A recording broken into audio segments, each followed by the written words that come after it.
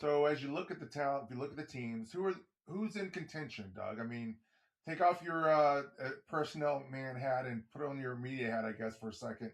Who should we be looking? Who's going to be exciting this year? What teams are going to be exciting?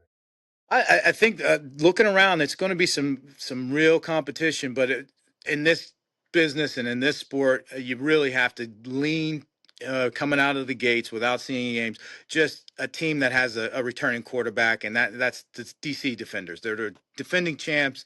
They have their coaching staff back. They have their quarterback back. Now they didn't bring their whole team back, but they have a nice foundation back. So I think they're going to be really interesting. I think a surprise team or a team that with a new coach that is looking very good. I think people are going to be surprised with the Houston Gamblers, coached by Kevin Sumlin, and AJ McCarring in Birmingham. They've run a very crisp practice. He's been very, very diligent on how he's taking his team through this camp and making sure they're building the right way.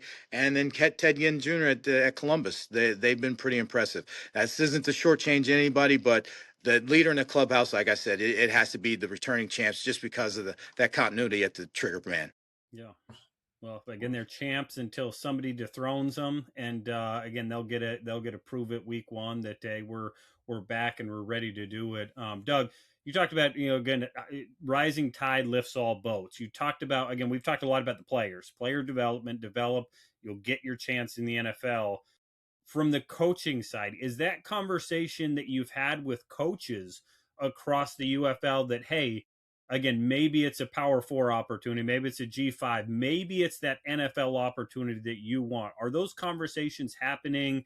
Again, a lot of vets, a lot of good coaches that have been around, people in the league office that have been around. Talk about the coaching development side that you're hoping to get some of these guys opportunities.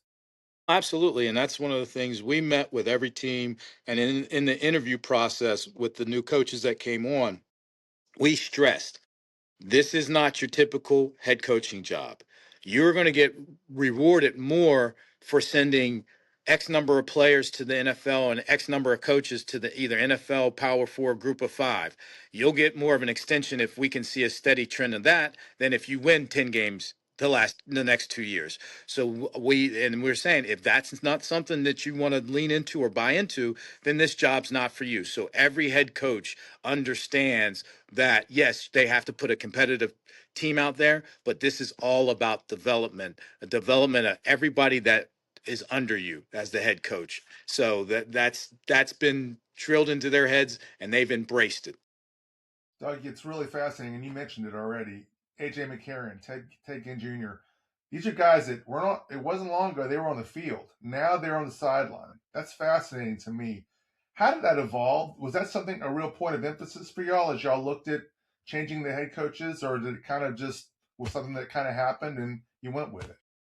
Well, the real emphasis of it or impetus was again Mike Rapoli, our owner, and he's like, "Hey, the football's been good, but we have to improve the in-game experience. We want to make it an event, so let's win the local market." So if you look at it, we've been in, and that's why we changed venues from football stadiums to soccer stadiums because when we played in at Ford Field, we may have 10,000 fans in there, but 10,000 fans in a 60,000 seat stadium looks like a COVID game. So we're trying to win the local market, smaller stadiums, more intimate, and so one of the ways we wanted to do that is with our league being a really transient, the focal point and the person that should be the point man of every organization is the head coach. So let's have some local ties to each area. So that gives them a reason to the local fan base.